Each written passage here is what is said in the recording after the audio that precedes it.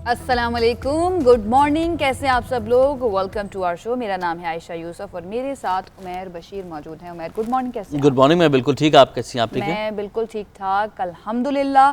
आज हमें बहुत सारी बातें करनी है, लेकिन सबसे पहले जिसका जिक्र होगा वो ये जिसका था इंतज़ार, वो शाहकार, वो वैक्सीन आ चुकी है और कल से आगाज़ हो चुका है वैक्सीनेशन मुहिम का। वज़ीर-ए-आज़म इमरान खान की मौजूदगी में जो हमारे फ्रंट लाइन हेल्थ वर्कर्स हैं उनको वैक्सीन लगाने से आगाज़ कर दिया गया है। पहले मरहले में उनको लगाई जाएगी, फ्रंट लाइन हेल्थ वर्कर्स को।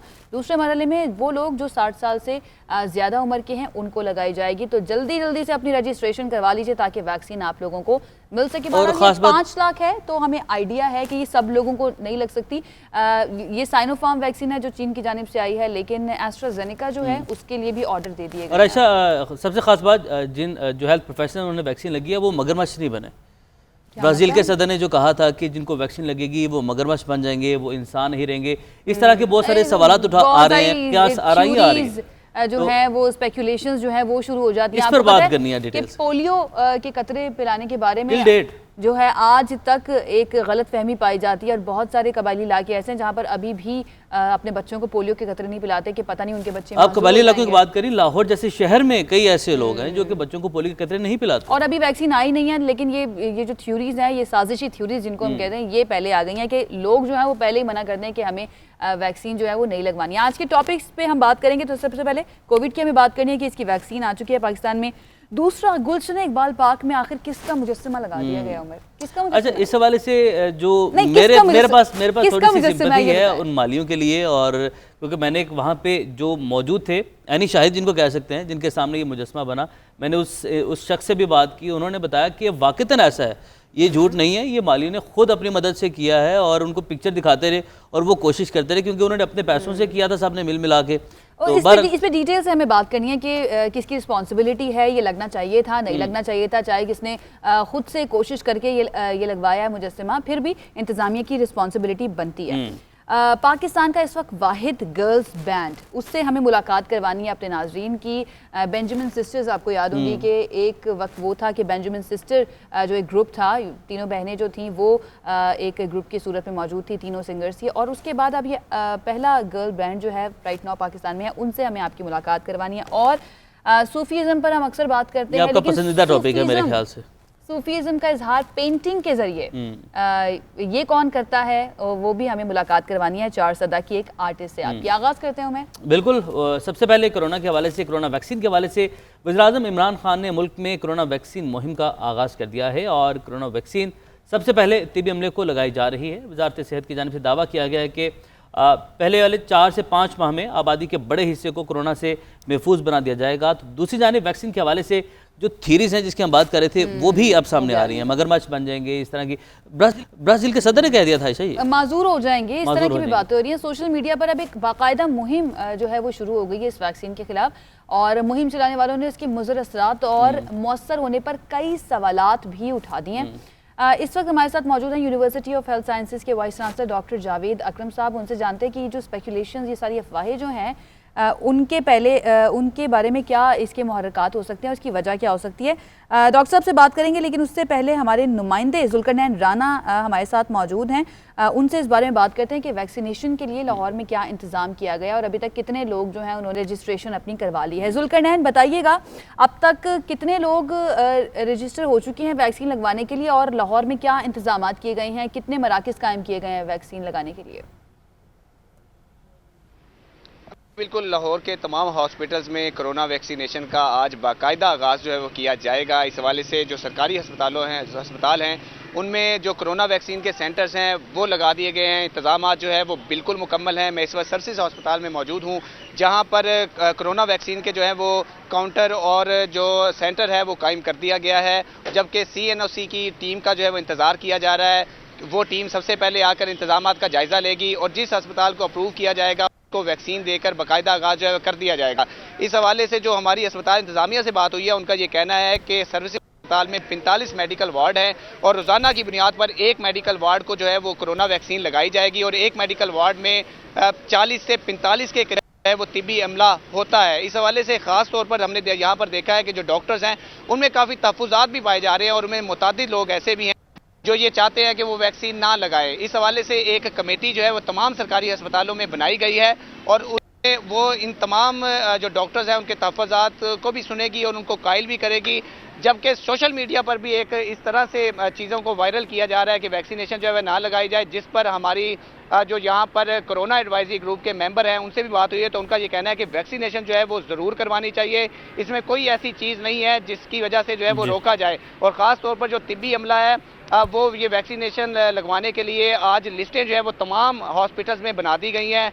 म्यू हॉस्पिटल में काउंटर जो है वो लगा दी गए हैं। 12 बजे जो है वो वैक्सीन पहुंचने के बाद वहां पर बाकायदा आगाज़ जो है वो कर दिया जाएगा। लेकिन अभी सरकारी अस्पताल में किसी भी डॉक्टर को अभी तक वैक्सीन नहीं लगाई गई। लिस्टें और इंतजाम जो है वो मुकम्मल कर लिए गए हैं। इंतजाम मुकम्मल कर लिए गए हैं और 12 बजे के बाद आगाज़ हो जाएगा वैक्सीनेशन मुहिम का। जुल्करनैन राना हमारे साथ मौजूद थे और तकरीबन पंजाब के तमाम अस्पताल, लाहौर के तमाम अस्पतालों में सेंटर्स जो है बना दिए गए हैं उमैर वैक्सीन लगाने के। बिल्कुल, डॉक्टर जावेद अकरम साहब हमारे साथ मौजूद हैं, तो उनसे जो क्या सराही की जा रही है, थीरीज पेश की जा रही उनके हवाले से जानते हैं। डॉक्टर साहब बहुत शुक्रिया वक्त के लिए।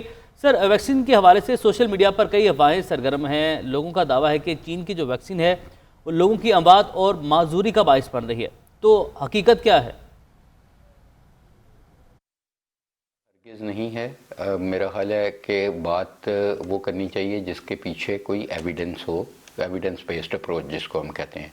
और एविडेंस हकीकतन ये है कि ये जो कैंसिनो वैक्सीन जिसका हमने ट्रायल कंक्लूड किया है पिछले एक हफ़्ता पहले, 18,000 लोगों को वो वैक्सीन लगाई गई और उसके बाद तकरीबन 5% लोगों को थोड़ा सा बुखार हुआ, जिस्म टूटा और उन्होंने कोई रेस्ट किया, पैरासीटामोल ली, एक दिन बाद ठीक हो गए। एक भी फ़र्द की जान नहीं गई, एक भी फ़र्द कोई हॉस्पिटलाइज नहीं करना पड़ा, या एक भी फ़र्द को कोई ऐसी एलर्जिक रिएक्शन नहीं हुआ कि जिसको हम सीरियस एडवर्स इवेंट कहते हैं।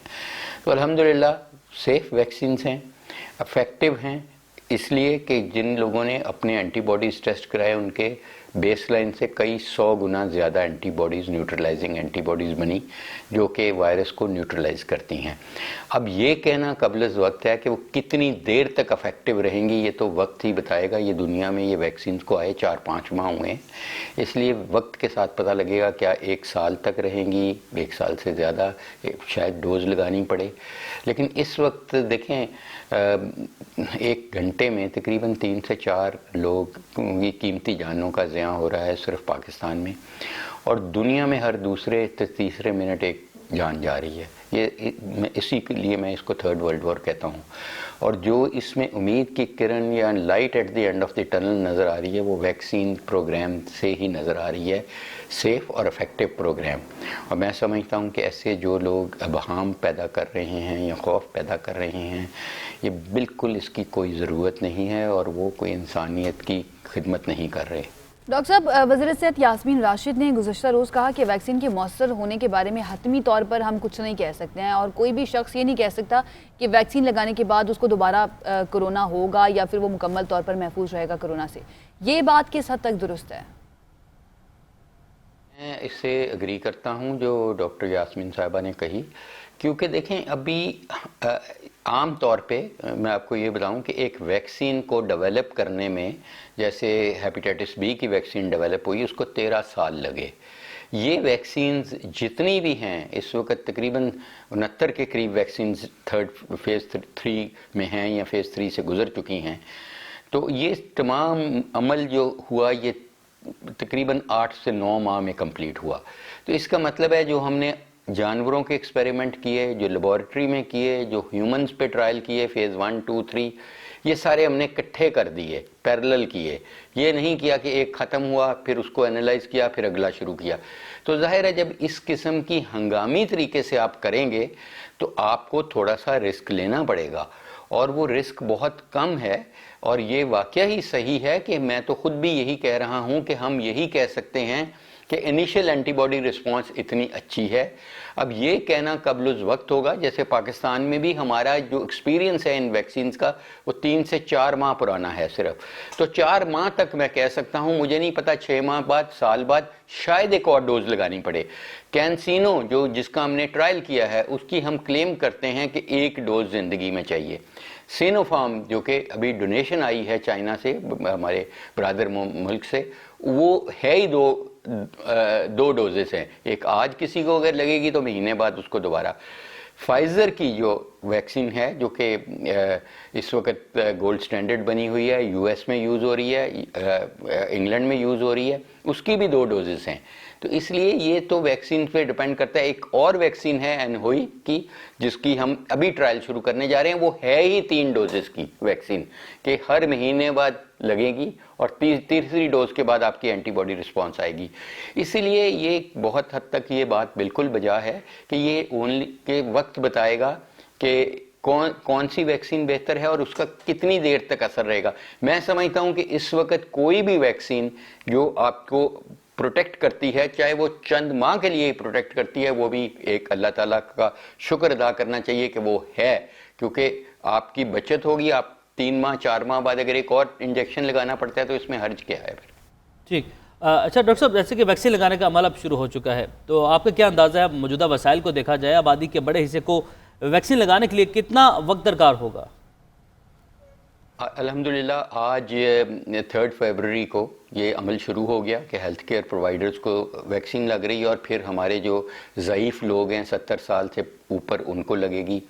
और जाहिर है कि हर मुल्क ने अपना टारगेट किया हुआ है और टारगेट जो है वो ये है कि 75% आपकी आबादी वैक्सीनेट जल्द अज जल्द हो जाए ताकि इसकी लोकल ट्रांसमिशन बीमारी की रुक जाए और लोगों को जानों का ज़ियां ख़त्म हो जाए और लोगों की तकलीफ़ का मदावा हो जाए। अब पाकिस्तान फॉर्चुनेटली और अनफॉर्चुनेटली बहुत बड़ा मुल्क है। हम दुनिया का 5वां बड़ा मुल्क हैं और आगे 20 साल बाद हम अनफॉर्चुनेटली तीसरा बड़ा मुल्क होंगे। तो जाहिर है हमारी रिसोर्सेज भी देखनी है, वो इतनी ज़्यादा नहीं है कि जिस तरह चाइना की है या बाकी ममालिक की है। तो इसलिए हमारा जो टारगेट होना चाहिए वो 15.5 करोड़ लोगों को ये वैक्सीन तकरीबन लग जानी चाहिए जल्द अज जल्द। ये बहुत मुश्किल अमल है, वसाइल की भी कमी है, उसके बाद लोगों का माइंडसेट जो आप कह रहे हैं कि अब हम पैदा किए जा रहे हैं, वो आते हैं वॉलंटियर करते हैं, क्योंकि अभी तक जैसे आपको पता है कि इसी वजह से हम पोलियो से स्ट्रगल कर रहे हैं, इन्हीं वजूहत से। और अब बहुत जल्द अज जल्द भी होगा तो ये 2 या 3 साल का अमल है। और मैं समझता हूँ क्योंकि कोवैक्स एक कंसोर्शियम है मुल्कों का और उसका मकसद ये है कि गरीब मुल्कों को ये पहले वैक्सीन फराहम की जाए और ये बहुत अच्छी चीज़ है। और ये कोई अमीर मुल्क हम पे एहसान नहीं कर रहे, क्योंकि उनको भी पता है जब तक दुनिया में ये 75% लोगों को नहीं लग जाती इन तमाम ममालिक में, वहाँ पे भी ख़तरा रहेगा, चाहे वो लगा भी लें अपनी 75। कोई भी पाकिस्तान से उठ के यूरोप जाएगा या अमेरिका जाएगा फिर आउटब्रेक हो जाएगी।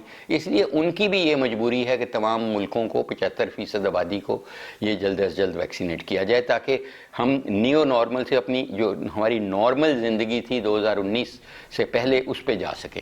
डॉक्टर साहब, वैक्सीन लगाने के बाद भी कहा जा रहा है कि एहतियाती तदाबीर जो हैं वो इख्तियार करनी ज़रूरी हैं, क्या ऐसा ही है? क्या वैक्सीन लगने के बाद भी ये ज़रूरी होगा कि ख्याल रखा जाए और तमाम SOPs जो बनाए गए हैं उन पर अमल किया जाए, एहतियात की जाए? असल चीज़ ये है कि अगर ये कोई कंसेप्ट ले रहा है कि आज वो वैक्सीन लगाएगा और कल से उसकी प्रोटेक्शन शुरू हो जाएगी, तो ये बिल्कुल उसकी खुशफहमी हो सकती है, इसमें हकीकत नहीं है। तमाम वैक्सीन चाहे वो फाइज़र की है, मॉडर्ना की है, कैंसिनो है, चाहे साइनोफार्म है, इनका मिनिमम टाइम आपको 28 दिन चाहिए जब एंटीबॉडीज़ बनेंगी आपकी, ठीक है। उसके बाद भी हमें नहीं पता कि कितनी बनेगी बेसलाइन से ज़्यादा। ये स्पाइक एंटीबॉडीज़ की बात कर रहा हूँ, ये वो एंटीबॉडीज़ नहीं है जो आपकी बनती हैं बीमारी के बाद, वो और एंटीबॉडीज़ हैं। स्पाइक एंटीबॉडीज़ का फिर ये कहना कि ये लेवल प्रोटेक्टिव है, ये भी कबल वक्त है, हमें नहीं पता। ये वक्त के साथ पता चलेगा कि डबल हो जाए बेसलाइन से या 4 गुना या 10 गुना या 100 गुना हो जाए तो वो प्रोटेक्टिव है। इसलिए जाहिर है कि आपके चांस बहुत कम हो जाता है वैक्सीनेशन से, ज़ीरो नहीं होगा, इसलिए कि अभी दुनिया में कोई भी वैक्सीन कहीं भी ये ईजाद नहीं हुई जो 100% एफिकेशियस है।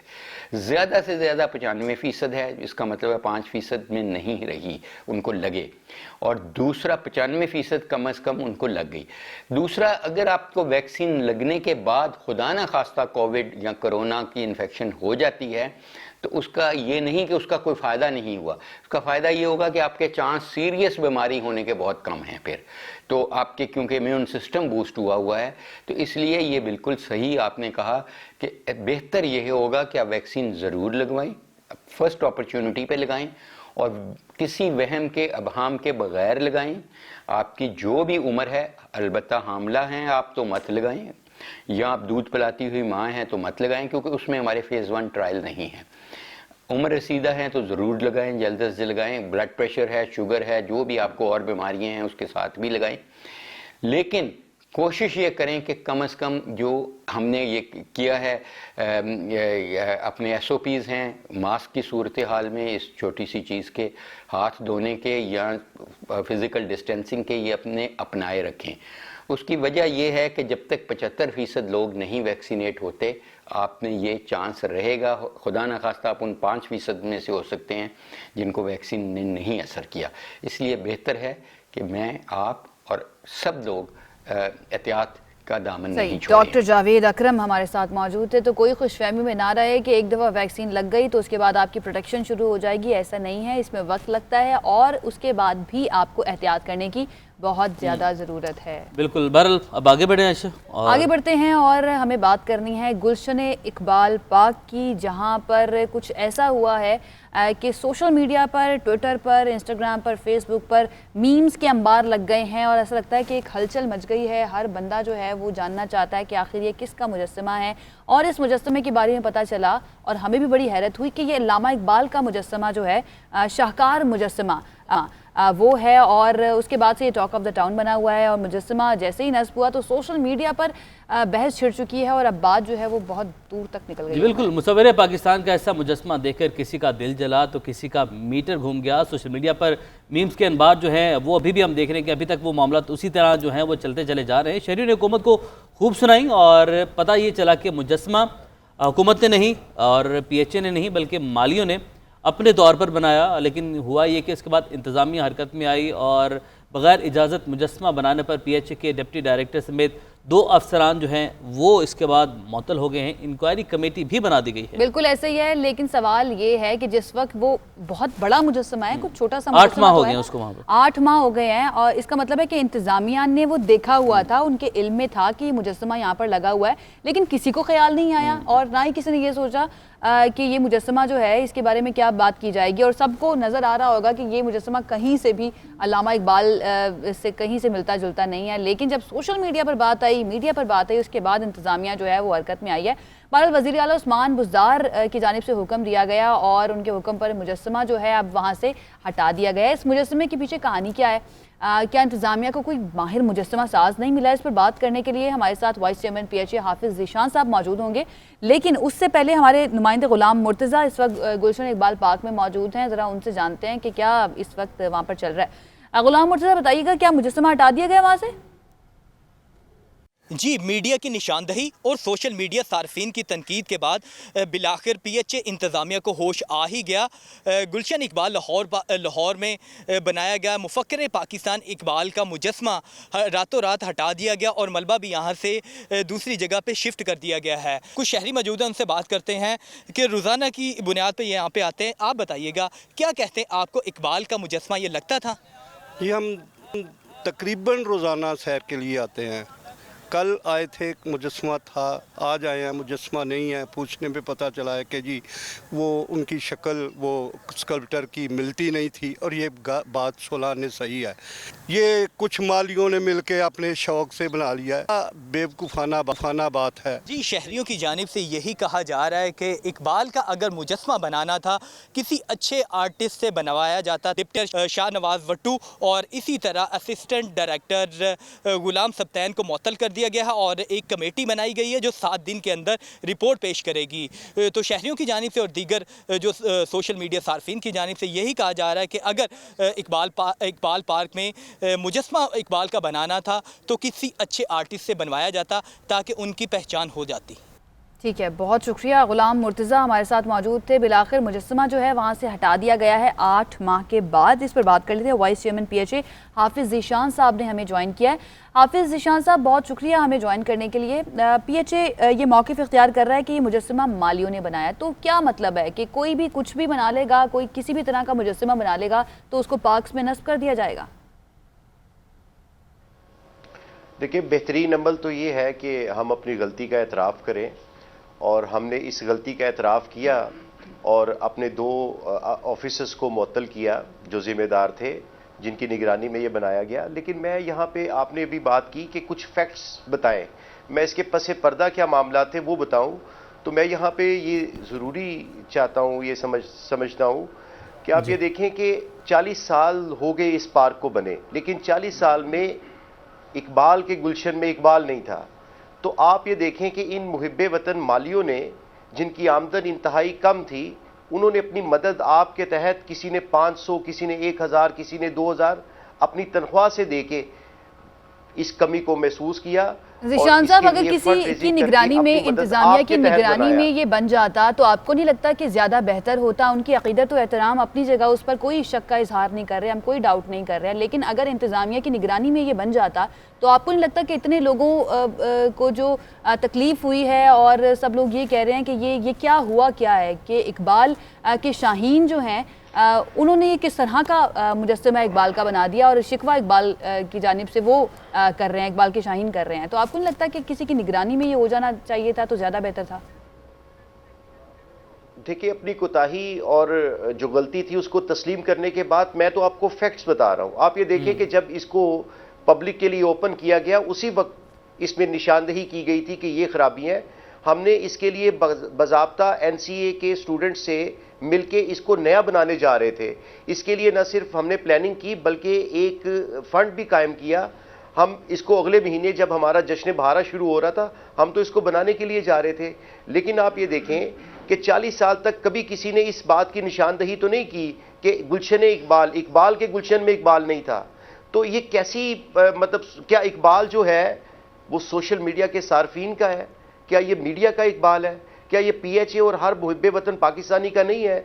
बजाय इसके कि हम उन मालियों को खराज तहसीन पेश करते, देखें हमारे बच्चे भी तो गलतियां करते हैं। आप लाइव स्क्रीन पे बैठे हैं, कुछ गैर दानिस्ता आपसे भी तो कुछ बोला जा सकता है, लेकिन उसकी इतनी कड़ी तनकीद शायद वो कोई शक नहीं है कि गलती जो है वो किसी से भी हो सकती है, लेकिन हमारा सवाल ये है कि जब मामला सोशल मीडिया पर या मीडिया पर आता है, उसके बाद ही क्यों आप लोग आकर, या कोई भी जो भी रिस्पॉन्सिबल है वो आकर अपनी गलती का एतराफ़ करता है? आप तो चले अच्छी बात है गलती का एतराफ़ कर रहे हैं, अक्सर लोग अपनी गलती का एतराफ़ भी नहीं करते। क्या पहले से इसको नहीं देखा जाना चाहिए था? जिस वक्त ये मुजस्समा नस्ब किया जा रहा था उस वक्त नहीं आपको ख्याल इस बात का आया कि इसके ऊपर तनकीद भी हो सकती है? और ये तनकीद सिर्फ इस वजह से हो रही है कि इकबाल जो हैं शायर मशरिक हैं, वो इंसान है जिन्होंने तसव्वुर पाकिस्तान दिया, सबके दिलों में बहुत इज्जत और तकरीम है उनकी। का इस तरह का मुजस्समा जब लगा तो सबको तज़हीक उनकी महसूस हुई, इसलिए तनकीद की जा रही है। जी, मैंने आपसे अभी गुजारिश की कि हम अगले महीने जो हमारा जश्न बहारा शुरू हो रहा है, हम इसकी तैयारी में थे। हमने NCA के स्टूडेंट के साथ एक नई इसकी ड्राइंग बनवाई थी। हम उन स्टूडेंट से मिलके इसके लिए फंड भी कायम कर चुके थे। हम अगले महीने इसकी नई नस्ब करना चाह रहे थे, लेकिन बदकिस्मती से ये सोशल मीडिया की नज़र हो गया। 8 महीने बाद, यानी 40 सालों में किसी ने इस पे फोकस ही नहीं किया कि इकबाल के गुलशन में इकबाल नहीं था। तो ज़ीशान साहब, आखिर में बस ये बताएगा कि क्या इकबाल के गुलशन में अब नया मुजस्समा यहाँ पर बनवाया जाएगा? अब इसके हवाले से आप क्या करेंगे? जी, आइंदा कुछ दिनों में एक तो वो हटाने का अमल मुकम्मल हो गया है। हमने जो आज ही एक मीटिंग बुलाई है सारे डायरेक्टर साहिबान की, इंशाल्लाह स्टूडेंट्स भी उसमें होंगे। इंशाल्लाह मुझे उम्मीद है कि आइंदा माह जो हम इसका एक वो खाका बना के बैठे थे, इंशाल्लाह आइंदा माह इसकी नया। बहुत शुक्रिया हाफिज़ ज़ीशान साहब, आपके वक्त के लिए। वाइस चेयरमैन के साथ मौजूद थे। और बिल्कुल ऐसे ही आयशा के गम और गुस्सा जो है वो अवाम में पाया जाता है, अवाम जो है वो दुखी भी है, लेकिन उनकी माली जो है उनकी मोहब्बत पर हम कोई शक नहीं कर रहे, क्योंकि बिल्कुल उन्होंने अपनी मोहब्बत का इजहार किया, अपने अंदाज में किया। और एक और सवाल मेरा ये है कि वो बार बार कह रहे थे कि 40 साल जो हैं वो हो चुके हैं, इकबाल के गुलशन में इकबाल का मुजस्समा नहीं है, तो रिस्पॉन्सिबिलिटी किसकी थी? क्या PHA की रिस्पॉन्सिबिलिटी नहीं थी? अगर फंड्स नहीं थे तो इसके बारे में कोई समरी तैयार की जाती, कुछ सिफारिश की जाती, फंड्स जो हैं वो इकट्ठे किए जाते, वो मामला उठाया जाता, मीडिया उस पर भी आवाज उठाता। एग्जैक्टली, हम लोग उस वक्त भी आपके साथ खड़े होते। लेकिन ये मामला जब इस तरह से सामने आया है तो बात की जा रही है कि 40 साल से कोई मुजस्समा इकबाल के गुलशन में नहीं था। बहरहाल उनका मौक़िफ़ जो है वो हमने लेना था, वो ले लिया है। अब यहाँ पे ब्रेक लेते हैं। ब्रेक के बाद जब वापस आएंगे तो ऑल गर्ल्स बैंड जिसका नाम टैग है उससे आपकी मुलाकात करवाएंगे उस ब्रेक के बाद। Welcome back. और आज हमारी मेहमान है ऑल गर्ल्स बैंड जिसका नाम टैग है, उसकी गर्ल्स जो कि मुल्क की म्यूज़िक इंडस्ट्री में एक बेहतरीन इजाफा करार दिया जा रहा है। 2016 में ये बैंड बना था और इस बैंड में कौन कौन शामिल है उमर? एनस सलमान, मिशाल फ़हीम और सुमेरा बारिश शामिल है, और एक और आई थिंक इनके एक मेंबर मिसिंग है। हाँ, अमल नदीम जो है वो आज हमारे साथ मौजूद नहीं होंगी। इनका सफ़र किस तरह से शुरू हुआ, क्या उतार चढ़ाव आए और अभी तक इन्होंने क्या क्या किया है, इनकी मंजिल क्या है, उनसे बात करते हैं। आज हमारे साथ ये तीनों मौजूद हैं, सुबैरा मौजूद हैं, ऐना मौजूद हैं और मिशल मौजूद हैं। तो बड़ा ही ज़बरदस्त जो है इनका हम वोकल्स भी देख रहे हैं, ड्रम्स जो हैं वो बड़े ज़बरदस्त प्ले हो रहे हैं, तबला बड़ा अच्छा प्ले हो रहा है, इसके साथ साथ वायलिन भी है, गिटार भी है। और क्या क्या कर लेती हैं आप म्यूज़िक के अंदर? नहीं, मैं तो तबला ही प्ले करती हूँ। तबला ही प्ले इतना मुश्किल काम है, तबला ही करती हूँ। अच्छा, आपसे मिशाल मैं पूछना चाहता हूँ, आप ड्रमर हैं, अभी आप ऐसे ब्रेक में भी बता रही थी, वहाँ पे मैं म्यूजिक में देख रहा हूँ अब ड्रम नहीं है, लेकिन आप आई थिंक कहून है वो, बेसिकली वो एक दूसरा इंस्ट्रूमेंट है, लाइक ड्रम्स जैसा ही होता है। तो इसमें कोई डिफरेंस नहीं होता है, मतलब इतना ज़्यादा नहीं है, बीट मतलब होती बीट ही है एक तरह से, आप मतलब बीट ही दे रहे हो, वो थोड़ा बस एक सिंपल सा थोड़ा। अच्छा, आगाज़ बताएं किस तरह से हुआ? आप कहीं साथ पढ़ते थे, कोई कॉलेज में साथ थे? क्योंकि मोस्टली बैंड्स जो हम देखते हैं पाकिस्तान में या दुनिया भर में वो ऐसे ही होते हैं कि वो कॉलेज में साथ पढ़ते थे तो शौक में गाना शुरू किया तो साथ ही बैंड बन गया। तो आपने भी इस तरह से शुरू किया? नहीं, हमारा ऐसा नहीं था। हमने नेस्कैफे बेसमेंट पे शुरू किया था 6 साल पहले। वहाँ जुल्फी भाई थे, हमारे मेंटोर थे। उनका ये एक आइडिया था कि उनको एक गाने पे ऑल फीमेल म्यूजिशियंस चाहिए, सिर्फ सिंगर्स नहीं, क्योंकि पाकिस्तान में आप देख लेते हैं फीमेल सिंगर्स होती हैं लेकिन म्यूजिशियंस नहीं थी। तो वो गाना जो था लव मी अगेन था, जॉन न्यूमैन का, जो उन्होंने ट्वीट भी किया था बाद में। तो उस पर उन्होंने तो उन्होंने 10 म्यूजिशियंस लाहौर, इस्लामाबाद, पेशावर और कराची से उन्होंने ऑडिशन रखे। तो उस पर गाने पे 10 म्यूजिशियन सेलेक्ट होके हम सारे फिर उस पर आए थे। सही है। और उसके बाद आपने सोचा कि अब हम मिल गए हैं तो एक अपना बैंड ही बना लेते हैं। उसके बाद वो लोगों का एक वो थोड़ा माइंड इस तरफ आया कि अच्छा ये सारी लड़कियां हैं, तो हमें शोज भी आए थे उसके बाद, वो गाना करने के बाद शोज के बाद फिर वो थोड़ा चला हमारा उधर से, फिर उसके बाद कुछ मेंबर्स चले गए हमारे। अच्छा, जुल्फी को क्रेडिट ऐसे जाता है कि वो हमेशा इनके साथ नहीं, नए लोगों के साथ एक्सपेरिमेंट वो जरूर करता है और जब भी तजर्बा करता है तो वो बहुत अच्छी बात सुपर डुपर हिट जाता है। बिल्कुल ऐसे ही। अच्छा, मिशल आप पाकिस्तान की पहली फीमेल ड्रमर हैं और ख़वातीन जो है ना वो ड्रम्स इतना प्ले नहीं करती, मोस्टली हम देखते हैं कि गिटार ही होता है ज़्यादा से ज़्यादा। तो आपने कैसे सोचा, मतलब बैंड तो चले बाद में बना, आप शुरू से ही प्ले कर रही हैं ड्रम्स, लेकिन आपने कैसे सोचा कि ड्रम्स ही प्ले करने हैं? मेरे अब्बा बेसिकली लाइक हम लोग, मेरे फैमिली में था म्यूज़िक और है अभी भी, मगर ये कि मुझे एक चीज़ इनहेरिटेड ही मिली है। तो कोई मैंने इसमें क्लासेस वगैरह नहीं ली थी, एक चीज़ घर में बड़ी होती तो वो आप प्ले करते करते वो एक चीज़ जैसा आपको माहौल मिलता है आप उसी में ढल जाते हैं, अडैप्ट कर लेते हैं उसको। ठीक है। और आपने कब से स्टार्ट किया? मैंने तो बचपन से स्टार्ट किया था, मैं 12 साल की थी जब मैंने स्टार्ट किया था। Sorry, okay. तो फिर उसके बाद मेरे फादर ने मुझे हेल्प किया, क्योंकि मुझे जुल्फी भाई ने जब गाने में लिया था उससे पहले मैंने किया था ऑल पाकिस्तान म्यूजिक कॉन्फ्रेंस होती है एक, और वहाँ पे मैंने सोलो तबला प्ले किया था। उसमें मेरे साथ लड़के थे, सही, लड़की तो कोई नहीं थी, मैं फर्स्ट फीमेल हूँ। तो फिर लड़कों ने जब मेरे साथ परफॉर्म किया, उन्होंने किसी ने उधर से सुना मुझे, जुल्फी भाई ने जब ये आइडिया सोचा, फिर उन्होंने बताया कि पाकिस्तान में तबला प्लेयर भी हैं। तबले का ख्याल कैसे आया? आपके फादर भी म्यूजिक से इसी फील्ड से हैं? मेरे पापा वैसे गाते थे। अच्छा, जबरदस्त। और तबले का आपके माइंड में, आपका म्यूजिक की तरफ खुद वोकलिस्ट क्यों नहीं बनी, कोई और इंस्ट्रूमेंट क्यों नहीं, तबला ही क्यों? शायद मैं तबला प्लेयर भी ना बनती। अच्छा, ये एक चांस हुआ, ये नहीं, मैंने सोचा नहीं था कि मैं सिर्फ बिल्कुल सीरियसली। अच्छा, सोचा किसने था कि हमने यही करना है, या फिर समटाइम्स होता ना, मतलब मैंने नहीं सोचा था कि मैं एंकर बनूंगी, मैं अचानक से ही बन गई थी। आप में से किसने सोचा कि आपने वोकलिस्ट बनना है, आपने तबला प्लेयर बनना है, या आपने ड्रमर सोचा था? आपने वेरी गुड, ड्रमर ही सोचा था। ड्रमर ही क्यों सोचा, ये सोच ही क्यों है? बस क्योंकि मैंने पाकिस्तान में ऐसी वीडियोस देखी नहीं थी कि लड़कियां प्ले करती हैं। मतलब मेरे लिए था कि अगर मैं ये चीज़ लेके आऊँगी तो एक डिफरेंट चीज़ होगी, और वो निकली डिफरेंट। मतलब जुल्फी भाई ने मुझे चांस दिया नेस्कैफे में, और उन्होंने बस मुझे एक ही बात बोली थी कि हम ऐसी चीज़ करने जा रहे हूँ जो पाकिस्तान में लोगों के लिए बहुत नई चीज़ होगी। फर्स्ट टाइम है ये। डेफिनेटली एक पेट्रियार्कल सोसाइटी में इस तरह की चीज़ करना बहुत बड़ी बात होती है। आप बताइए है ना, आपने सोचा था कि आपने वोकलिस्ट ही बनना है, गाने ही गाने हैं? नहीं, मैंने इतना कभी सोचा नहीं था। आपने डिस्कवर कैसे किया कि मेरी आवाज़ अच्छी है, मैं गाना गा सकती हूँ? अच्छा, मेरा ये था कि मुझे तो बिल्कुल नहीं लगता था कि मैं गा सकती हूँ, वो जो होता है। तो मैंने जब किया शुरू, तो मैंने साउंड क्लाउड पे ना ऑडियोज़ लगाना शुरू की थी। मैं अपने गाने लिखना शुरू की थी जब मैं 5th ग्रेड में थी मेरे ख्याल से। तब मैंने गाना शुरू किया था, तो लोगों के कमेंट्स अच्छे आना शुरू हो गए थे। उसके बाद फिर मैंने नेस्कैफे बेसमेंट का ऐड देखा था, उसमें मैंने उनकी वीडियोस देखी, तो मुझे हुआ था कि अच्छा मैंने यहाँ जाना है। तो उस साल मेरे ख्याल से उनके ऑडिशन चल रहे थे ऑनलाइन, तब मैंने उसमें किया था, और फिर जुल्फी भाई ने मुझे रिप्लाई किया, और फिर उसमें आगे हुए। और कितना अच्छा हुआ कि आप अब लक्स स्टाइल अवार्ड के लिए आप हाँ जी, नामजद भी हुई थी उसकी बेस्ट इमर्जिंग कैटेगरी सिंगर के लिए ना। कुछ सुन लेते हैं बेस्ट इमर्जिंग टैलेंट से। हाँ, डेफिनेटली। अब ना तबला है हमारे पास, ना ड्रम है, तो आप भी मेरे ख्याल से आप इनका साथ दे दीजिएगा। अगर चाहें तो आप ये यूज कर सकती हैं हमारा जो टेबल है, तो इस पे अगर आप कुछ कर सकें तो कर चलिए लें। हम टेम्पो दे सकते हैं। हाँ जी, टेम्पो दे दें प्लीज। किस्मत का खेल है सारा, फिरता था मैं आवारा, ये क्या से क्या हो गया। 4 दिन की जिंदगानी, हर पल एक नई कहानी, क्या था मैं क्या बन गया। क्या हुआ जो गाड़ी छूटी, जीवन की गाड़ी लूटी, ख्वाब है तो मुझको ना जगा। जिंदगी एक पल में साली, क्यों पलट गई हमारी, झूठ है तो मुझको ना बता। ओ हो ओ हो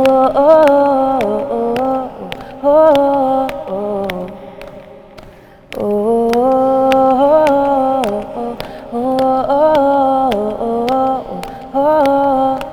वाकई में आप ये सोचती होंगी कि ज़िंदगी एकदम से जो पलट गई है, ऐसा सोचा नहीं था। आता होगा ये ख्याल। अच्छा, आगे बताइए क्या आपका इरादा है फिर करने का? आगे क्या करने जा रही हैं? कुछ ज़रा थोड़ा सा बता के जाएं हमारे नाज़रीन को। ज़रूर।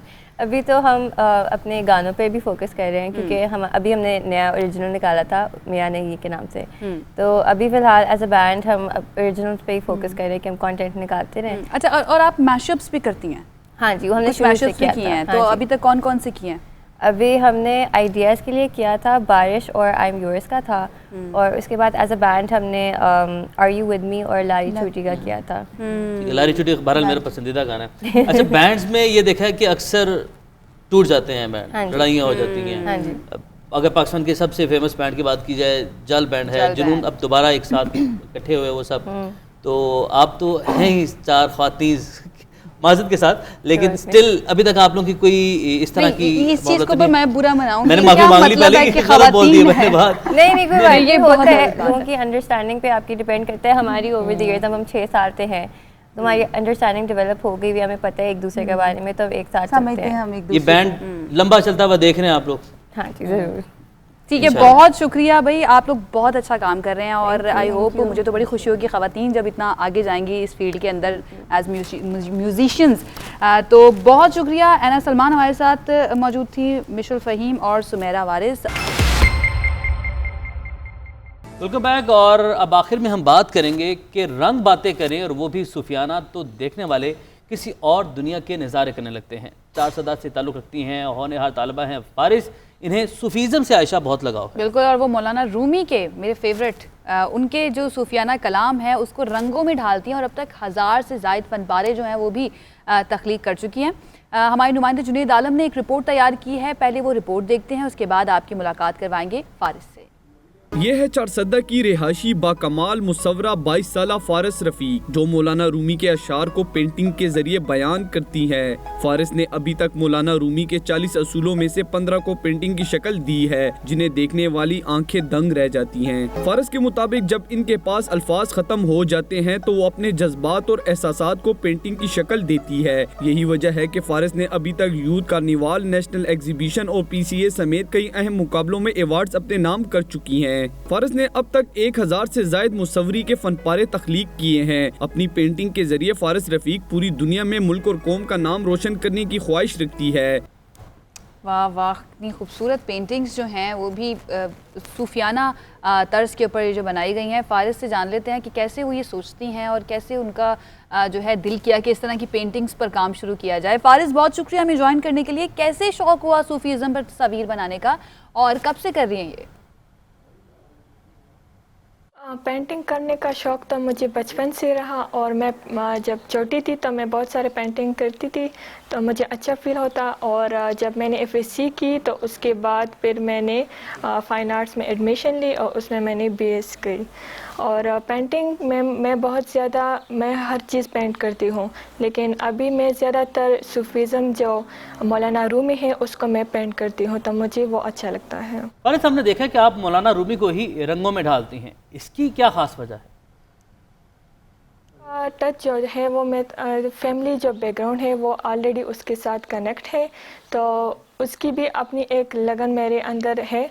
तो जब मैंने थीसिस का काम स्टार्ट किया तो उसका मैंने सूफीज़म जो मौलाना रूमी है उनका टच मैंने लिया और मैंने 40 रूल्स ऑफ लव जो बुक है उस पर मैंने काम किया। उसके जो 14 रूल्स है उस पर मैंने अभी तक काम किया हुआ है और बाकी इंशाल्लाह करूँगी। फारिस, एक और चीज़ हमने नोट किया वो ये कि आप अपनी तस्वीर में परिंदों को और ख़वातीन को ज़्यादा दिखाती हैं, इसके कोई ख़ास वजह है? परिंदे में इसमें है तो ये एक उड़ान का टच है, जो सोल का कनेक्शन है उसकी बेस पे मैं ये पेंट करती हूँ। और फीमेल का जो है तो मैं अपनी भी खुद जो मैं हूँ वो भी मैं एक फ़ीमेल हूँ, तो उसका टच जो है वो मैं इसलिए करती हूँ क्योंकि एक आर्टिस्ट, बहुत सारे मेल आर्टिस्ट है लेकिन फ़ीमेल बहुत कम है एंड KP में भी बहुत कम है, तो इसलिए मैं खुद को भी बर्ड के साथ कनेक्ट करती हूँ। ठीक है फारिस, बहुत शुक्रिया आपके वक्त के लिए। आयशा, कितनी प्यारी उन्होंने बात की, कितना प्यारा कॉन्सेप्ट है कि उड़ान और रूह का वो करती है। आपको पेंटिंग में मैं जब भी देखता हूँ कि ऐसा कोई टॉपिक आता है तो आप ज़्यादा अट्रैक्ट होती हैं। तो आपको भी शौक था इस चीज़ का? मुझे शौक था लेकिन ड्यू टू सम सर्कमस्टांसेस मैं नहीं कर सकी, लेकिन मैं अपना शौक जो है ना न्यूज़ के ज़रिए डिफरेंट टॉपिक्स जो मैं नहीं कर सकी ना उन पर बात करके पूरा कर लेती हूँ। चलें, ठीक है, क्योंकि मैंने महसूस किया कि जब भी ऐसे कोई टॉपिक आता है, स्पेशली पेंटिंग की बात होती है, सूफीज़म हो, पोइट्री हो, फाइन आर्ट्स हो, इन सब चीज़ों में मैं आर्ट्स की बंदी हूँ तो ज़रा इसलिए आप आर्टिस्ट हैं। और इसके साथ ही बहरहाल आज के शो का वक्त हमारा अपने इख्तिताम को पहुँचा। आपसे कल मुलाकात होगी। अपना बहुत सारा ख्याल रखें। अल्लाह हाफ़िज़।